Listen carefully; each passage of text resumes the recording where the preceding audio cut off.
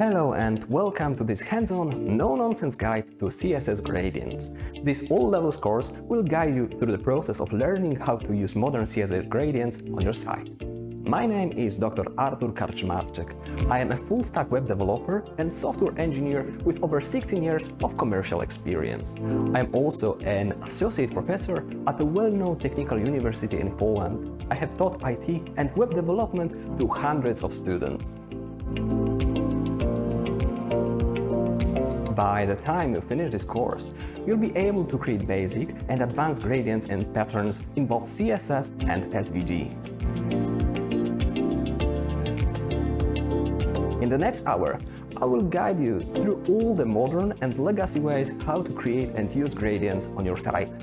We will start by creating linear gradients using CSS linear gradient function. Then we will produce some fancier gradients with the use of radial and conic gradient CSS functions. In the second section, we will use SVG, scalable vector graphics, and try to reproduce the effects from the CSS section.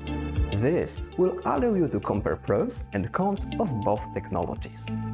Finally, we will have some fun going legacy and seeing how the world looked when CSS did not have gradient creation capabilities and when SVGs were barely supported.